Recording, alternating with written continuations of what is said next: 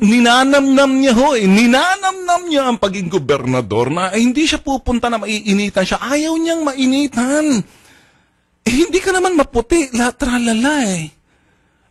Fair complexion ka naman. Maganda ang pagiging kawiyumanggi. Huwag mo nang... Ibig kong sabihin, ibig sabihin dahil amoy araw yung mga magsasaka, ayaw mo mahalo sa kanila. Imbitasyon nga sa iyo. Sana kung ikay tralalala, ito dapat ang ginawa. Ito dapat, balikan ho natin Kung ito si Mendoza, pumunta ron sa rally at nagsalita, sige meron naman tayong 1,000, o meron tayong bigas na i-release na namin sa inyo. Pwede ba magbalikan kayo? Ito mga leaders kausapin, 1,500 sacks na ibamimigay natin para sa inyong mga magsasaka.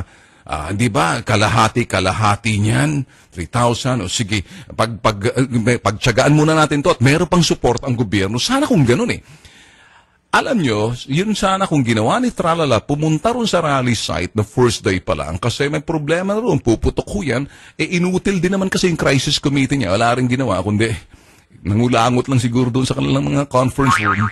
Hindi na-address yung problema. Alam mo ginawa ni Tralala? Hindi pa pwede. Sila may kailangan Mapunta yun sa opisina.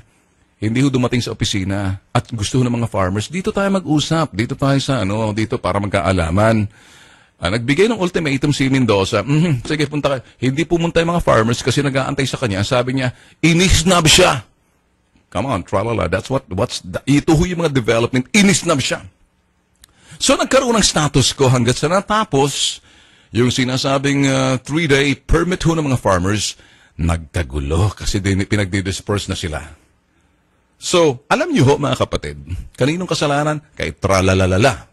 Ano hong dinidefensa ni Tralalala? Hindi namin basta-basta dinirelease yan kapag hindi dumaan sa mga mayors na kinakailangan yung mga mayors na yan, protocol daw. Yun ang protocol ho ng kulay partidong dilaw. Kulay dilaw ng mga partido, yun ang protocol nila kasi naturalmente eleksyon Huwag mo idadaan sa mga mayor na hindi kulay dilaw. Magkakaproblema tayo. Yun hong ganun Ganun hong sistema nila. Yun hong pinagpaliwanag ni Tralala. Sound bites niya ho yan. We can go back.